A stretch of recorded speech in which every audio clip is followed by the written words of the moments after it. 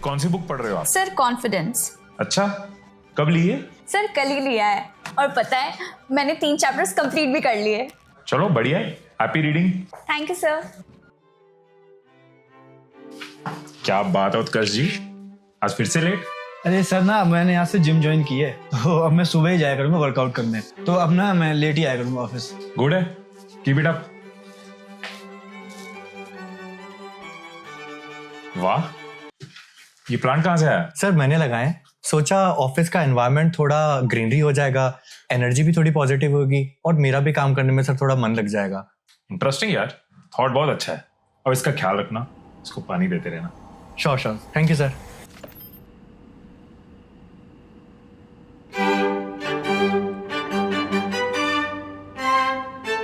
Good morning sir. अरे वाह, नई बुक? Yes sir. कॉन्फिडेंस पढ़ ली? नहीं सर। क्यों?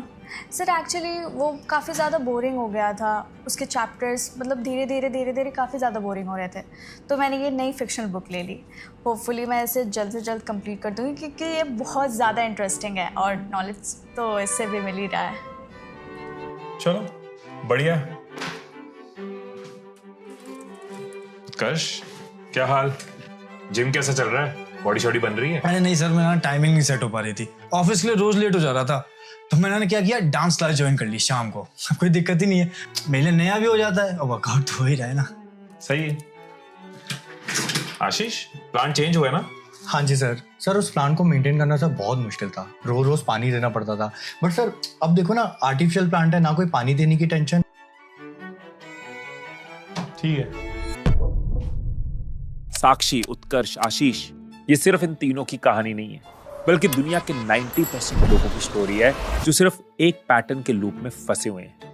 यूनिवर्सिटी ऑफ स्क्रैंटन की स्टडी बताती है कि सिर्फ 8% लोग अपने न्यू ईयर रेजोल्यूशन को एक्चुअली में अचीव कर पाते हैं। अगर 100 लोग बुक लिखनी शुरू करते हैं ना, तो सिर्फ 3 लोग एक्चुअली में एक बुक को ऑथर कर पाते हैं। सिर्फ 15% लोग जिम में रेगुलरली आते हैं, बाकी मेंबरशिप लेके भूल जाते हैं। हार्वर्ड और एमआईटी की रिसर्च कहती है कि 100 में से सिर्फ 5 से 10 लोग ही अपने ऑनलाइन कोर्स को खत्म कर पाते हैं, बाकी 90% लोग सिर्फ 3 या 4 लेसन्स के बाद गायब। तो अगर 10% लोग ही दुनिया में फिनिशिंग लाइन तक पहुंच पाते हैं, तो बाकी के 90% लोग करते क्या है? वो वही करते हैं जो साक्षी ने किया, नई कॉमिक ढूंढ ली, जो उत्कर्ष ने किया, नई हॉबी पकड़ ली, और इसी तरह से ये पैटर्न चलता रहता है, एक लूप बना रहता है। अब मैं जानता हूं कि आप सोच रहे होगे कि इससे मेरा क्या लेना देना, ये तो मेरी स्टोरी नहीं है। तो एक काम करो, आप सभी ना अपने फोन के सारे ऐप्स को स्क्रॉल करो और ढूंढो वो ऐप्स जो कभी आपने डाउनलोड तो किए थे और सोचा था कि अब की बार पक्का, इस बार ये काम मैं सीरियसली करूंगा। क्या आपको कुछ ऐसी ऐप्स नजर आ रही हैं? किसी के फोन में कोने में वो वर्कआउट ऐप पड़ी होगी। कितने दिन कंसिस्टेंटली वर्कआउट किया? 3 दिन, 4 दिन, और उसके बाद कल से पक्का वाला मोड ऑन हो गया। किसी ने डुओलिंगो पे चाइनीज, जापानीज, स्पेनिश सीखने की सोची होगी और 3 दिन बाद स्ट्रीक टूट भी होगी। वो आज भी नोटिफिकेशन भेज रहे होंगे, डोंट ब्रेक योर स्ट्रीक। और वो जो कई ऑनलाइन कोर्सेज लिए होंगे, एक्सेल सीखने के लिए, कोडिंग सीखने के लिए, कैनवा सीखने के लिए, वो कोर्सेज कभी खत्म ही नहीं हुए। कोई 4th लेसन पे रुका हुआ है, किसी की सर्टिफिकेशन 0% कंप्लीट दिखा रही है। 5 में से 4 लोगों के साथ ये हुआ होगा, राइट? बस यही वो पैटर्न है जिसको हम बार बार बिना नोटिस किए अनकॉन्शियसली फॉलो करते रहते हैं। जब भी कोई नई एक्साइटिंग चीज दिखती है, हम अपना करंट काम छोड़ के उस नई चीज की तरफ भाग जाते हैं। ये सब इतनी बार होता है कि कई बार हमें रियलाइज भी नहीं होता कि हम धीरे धीरे अपनी सारी प्रोडक्टिविटी, फोकस और डिसिप्लिन साइलेंटली किल कर रहे होते हैं। कुछ लोग तो इसको अपनी नेचर समझ के एक्सेप्ट कर लेते हैं कि भाई मैं तो ना वो स्टार्टिंग बैट्समैन हूँ, मुझसे फिनिशिंग की उम्मीद मत करना, मैं वीरेंद्र सहवाग हूँ। पर कभी सोचा है कि वो काम के पहले वाली एक्साइटमेंट अचानक कहाँ चले जाए? क्यों वो इतना टेम्पटिंग बिजनेस आइडिया कागज के टुकड़े के आगे बढ़ ही नहीं पाता? और आखिर ये पैटर्न कौन सी ऐसी बला है जो 90% लोगों को आगे बढ़ने ही नहीं दे रहा? कौन सा ये लूप है? इस पैटर्न का नाम है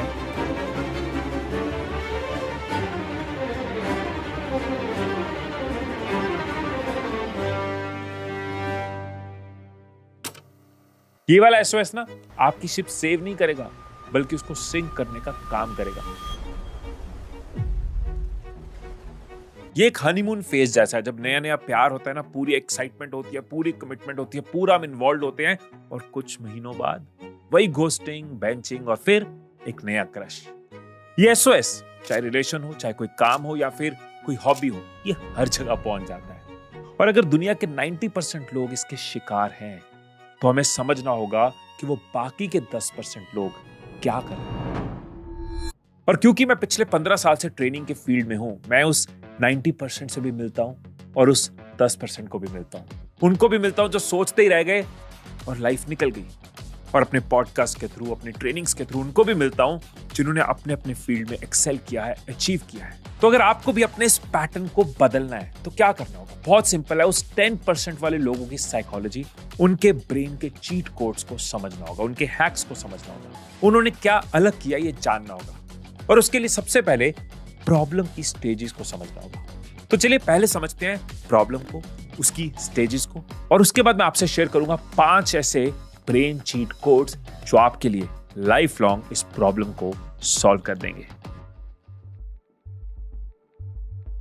पार्ट 2, द ट्रैप। सुनने में ये शाइनी ऑब्जेक्ट सिंड्रोम जितना आम लगता है ना, उतना ही एक्चुअल में ये डेंजरस है। और फिर चाहे इंसान कितना भी क्रिएटिव हो, टैलेंटेड हो, SOS उसकी लाइफ को बहुत बुरी तरह से इंपैक्ट कर सकता है। विनोद कांबली सर के साथ भी कुछ ऐसा ही हुआ था। मुंबई शहर, 2 यंग टैलेंटेड लड़के सचिन तेंदुलकर और विनोद कांबली एक ही ग्राउंड पे प्रैक्टिस करते हैं, एक ही सपना और एक ही कोच के अंडर, रमाकांत अचरेकर सर। उस वक्त अगर किसी से पूछा जाता ना कि कौन ज्यादा टैलेंटेड है तो बहुत लोग कांबली का नाम लेते, मीडिया भी और एक्सपर्ट्स भी। कांबली की बैटिंग में एक अलग ही फ्लेयर था। 1994 में एक के बाद एक डबल सेंचुरीज। इंडिया को लगा कि उसे उसका एक्सेप्शनल बैट्समैन मिल चुका है। पर धीरे धीरे कांबली जी की जो क्रिकेट की ग्राइंड में कंसिस्टेंसी थी ना, वो नहीं रही। Daily net, same drill, same discipline, इन सब की जगह कुछ शाइनी चीजें आ गई। ग्लैमर आ गया, पार्टीज आ गई, अल्कोहल आ गया, भूख कम हो गई, फिटनेस लिमिटेड हो गई, वर्क एथिक वीक हो गया। वही सचिन सर के साथ भी ऐसे कई फेजेस आए जब कंटिन्यू करना मुश्किल था। कई बार इंजरीज आई, कई बार बैड फॉर्म आई। वो भी समय आया जब पूरे देश ने बोला रिटायर कर दो। क्रिटिक्स थे, प्रेशर था, पर उन्होंने फोकस किया बस अपने गोल पर। जब सब कह रहे थे अब नहीं होगा, वो तब भी डिसिप्लिन के साथ प्रैक्टिस करते रहे।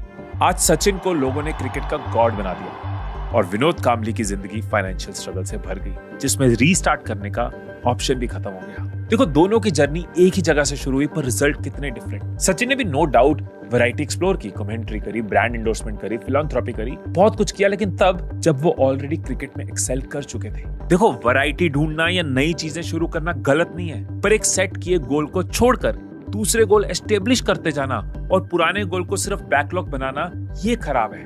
कांबली सर की स्टोरी इस बात का क्लियर वार्निंग सिग्नल है कि SOS, ये शाइनी ऑब्जेक्ट सिंड्रोम, हमारे लिए कितना डेंजरस हो सकता है।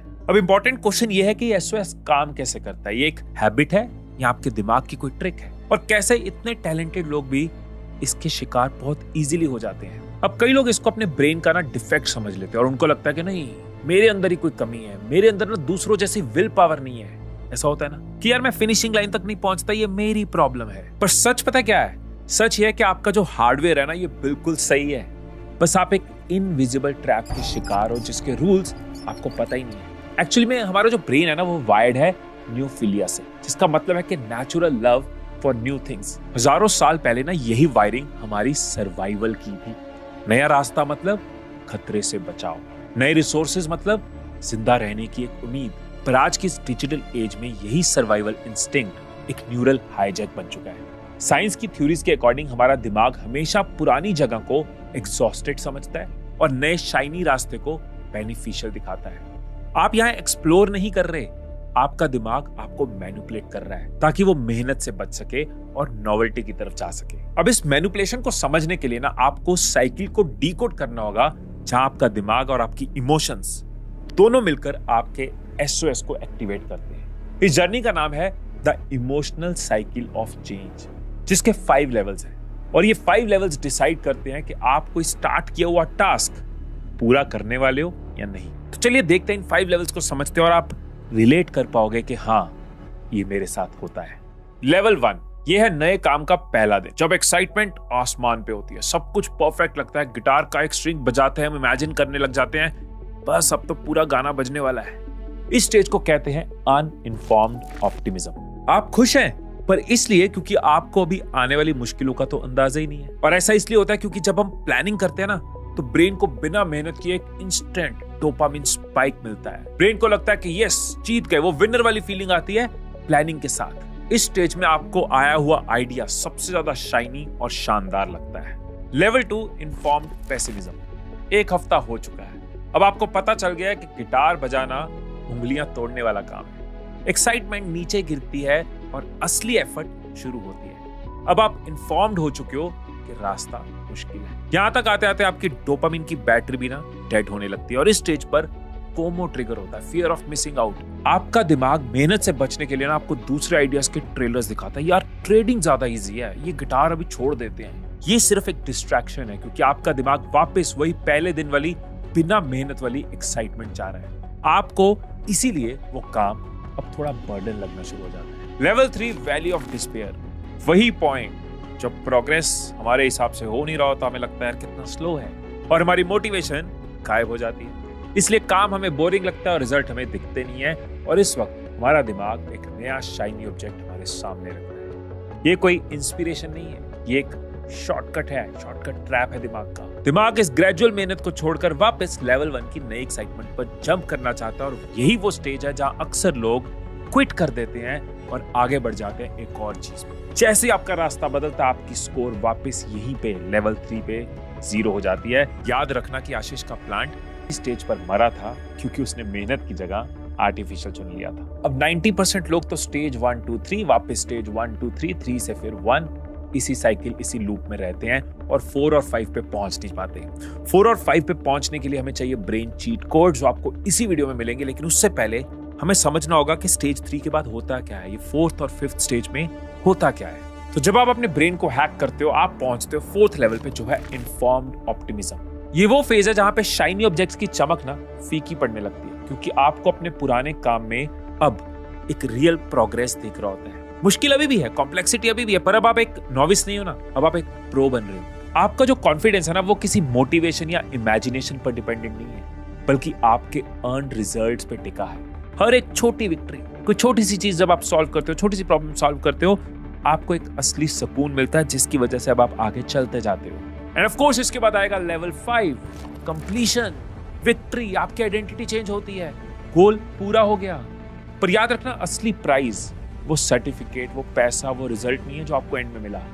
असली प्राइज है जो आपकी आइडेंटिटी बदली। इस स्टेज तक आते आते ना आपने सिर्फ एक प्रोजेक्ट खत्म नहीं किया बल्कि अपने दिमाग की वायरिंग को बदल दिया। आपने अपने ब्रेन को यह सबक सिखा दिया कि इंस्टेंट एक्साइटमेंट के सस्ते नशे की जगह सुकून जो है ना वो ग्रेजुअल अचीवमेंट और मेहनत से बनी चीजों में होता है। आपका दिमाग अब क्विटर मोड से डिलीट होकर फिनिशर मोड में अपडेट हो चुका है। और अगर आप स्टेज 5 तक नहीं पहुंच पाते, बार बार स्टेज 3 वैली ऑफ डिस्पेयर में गिर जाते हो और फिर से शुरू करते हो, तो आप SOS के शिकार हो और ये साइलेंटली आपको किल कर रहा है या आपकी लाइफ के अफसोस बढ़ा रहा है, आपके पोटेंशियल को वेस्ट कर रहा है। मैं उड़ना चाहता हूं, दौड़ना चाहता हूं, बस रुकना नहीं चाहता। ये आपका माइंड आपसे बोलता है जब आप डिसाइड कर रहे होते हो कि मुझे MBA की पढ़ाई बीच में छोड़कर अपने खुद का स्टार्टअप शुरू करना। और अगर स्टार्टअप में मन नहीं लगा तो क्या होगा, तो नौकरी। कांग्रेचुलेशंस, ये भी SOS है। SOS ना वो कीड़ा है जो आपके ब्रेन को खोखला कर देता है। इसके कुछ बहुत डैमेजिंग इम्पैक्ट्स हैं। काफी लोग जब इनको सुनेंगे ना तो आइडेंटिफाई कर पाएंगे कि हाँ ये मेरे साथ हो रहा है। सबसे पहले तो ये होता है कि हम सोचते हैं कि हम ना एक्सप्लोर कर रहे हैं, पर एक्चुअली में पता आप क्या कर रहे हो, आप अपने क्विटिंग मसल को ट्रेन कर रहे हो। पहली बार जिम 2 हफ्ते में छोड़ा, दूसरी बार कोर्स 1 हफ्ते में, और तीसरी बार एक नई स्किल सीख रहे थे सिर्फ 3 दिन में। नोटिस कर रहे हो हर बार क्विटिंग का जो गैप है वो छोटा होता जा रहा है। आपका ब्रेन अब मेहनत करना नहीं बल्कि एग्जिट डोर ढूंढना सीख गया है। डिसिप्लिन ना डिसीजन से नहीं बनता, डिसिप्लिन बनता है रेपिटेशन से। लेकिन इस केस में आप क्या रिपीट कर रहे हो, आप क्विटिंग रिपीट कर रहे हो।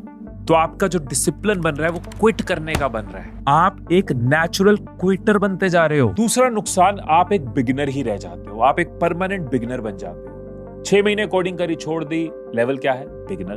3 महीने गिटार सीखा, छोड़ दिया, लेवल क्या है, बिगिनर। कंप्यूटर क्लासेस 3 दिन गए, लेवल क्या है, बिगिनर। आपके पास 10 चीजों का नॉलेज तो है पर एक्सपर्टीज एक की भी नहीं है। पर मार्केट ना हमेशा एक्सपर्ट को ढूंढता है, बिगिनर को नहीं।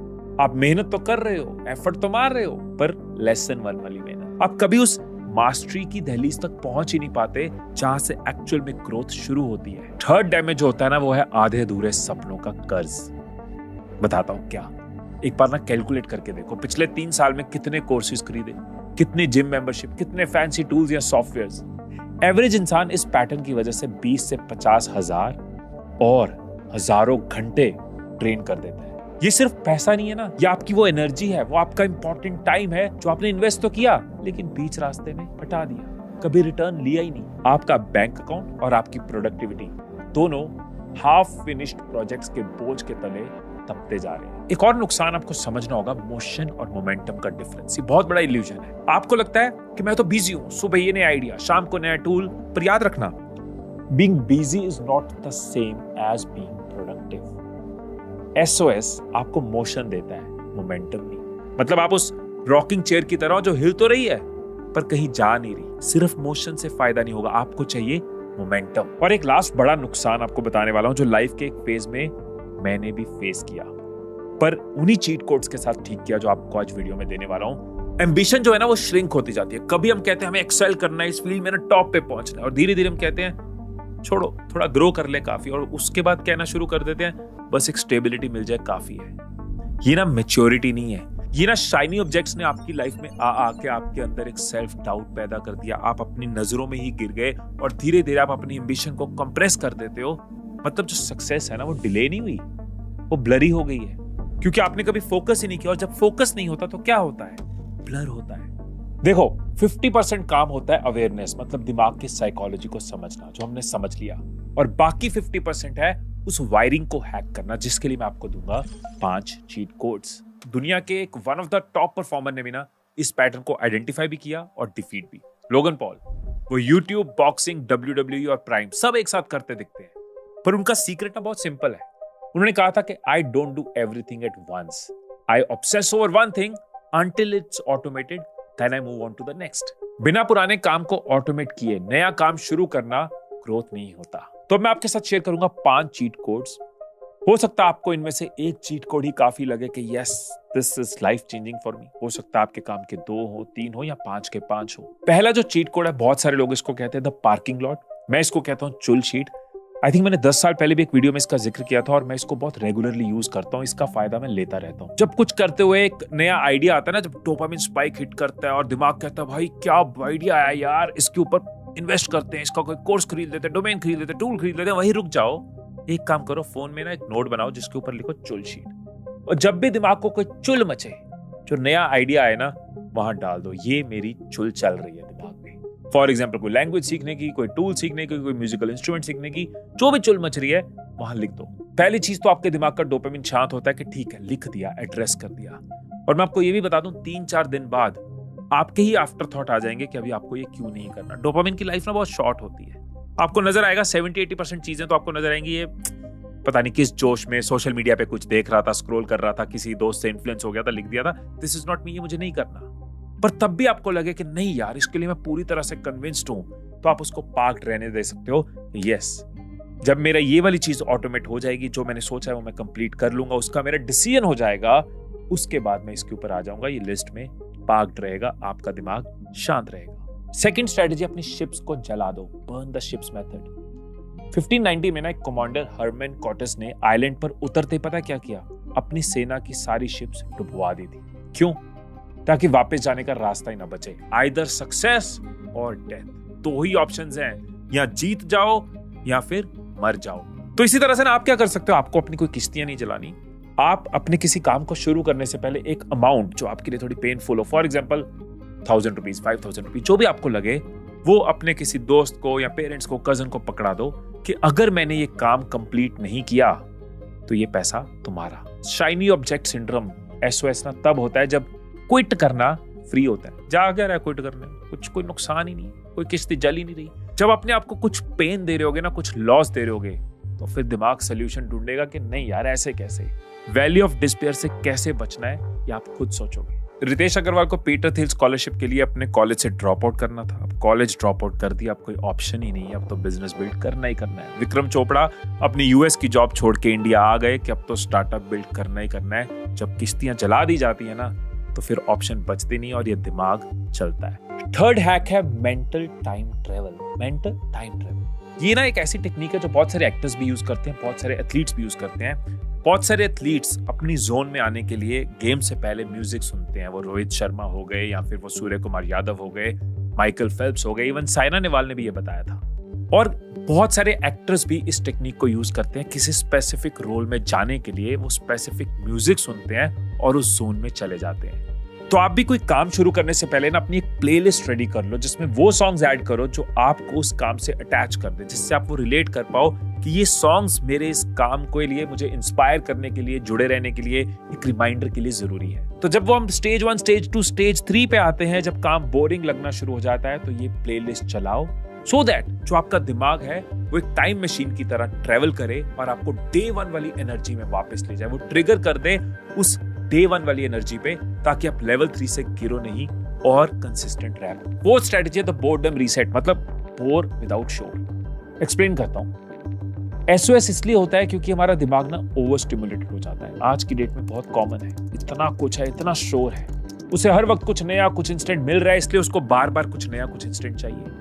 तो इसको तोड़ कैसे सकते हैं, इस पैटर्न को, इस लूप को तोड़ कैसे सकते हैं? एक हैक है, एक चीट कोड है कि हफ्ते में एक दिन निकाल सकते हो, जब भी आपको लगे, महीने में, हफ्ते में, जब ना फोन होगा, ना इंटरनेट होगा, कोई स्टिमुलेशन नहीं होगी, पूरा टेक्नोलॉजी का डिटॉक्स। हाथ में एक नोटबुक रख सकते हो, पेन रख सकते हो। तो होगा क्या, जो दिमाग हर वक्त शोर में रहता है, वो अचानक जब इतना बोर होगा, तो आपका बोरिंग प्रोजेक्ट भी आपको एक्साइटिंग लगने लगेगा। बोर्डम ना दिमाग के लिए एक रीसेट बटन है, जो आपके फोकस को वापस ट्रैक पे लेके आता है। ज्यादा एक्साइटमेंट नहीं, अब आप एक सुकून फील करते हो और उस सुकून के साथ आप काम को फिनिश कर पाते हो। 5th चीट कोड है द फिनिशर मसल, जो आपकी आइडेंटिटी शिफ्ट करेगा।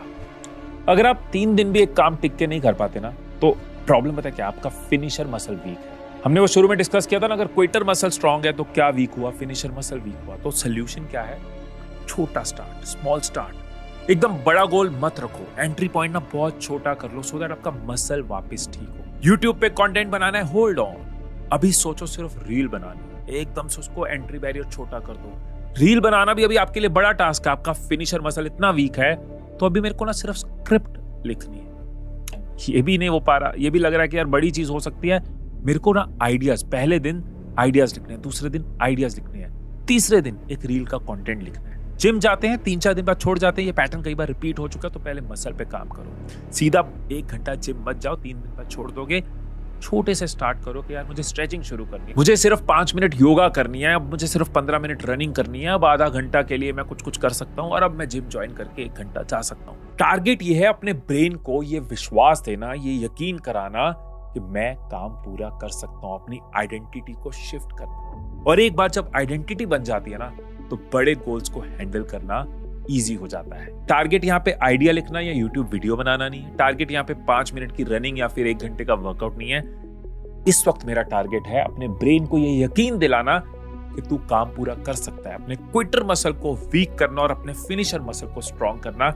जब ये आइडेंटिटी शिफ्ट आता है ना, जब आपकी आइडेंटिटी बन जाती है, तो फिर बड़े गोल्स हैंडल करना आपके लिए इजी होता जाता है। आपकी आइडेंटिटी और अपग्रेड होती जाती है, आपके लिए और इजी होता जाता है। और यही वो पैटर्न है जो आपको हर अकम्प्लिश्ड इंसान में नजर आएगा।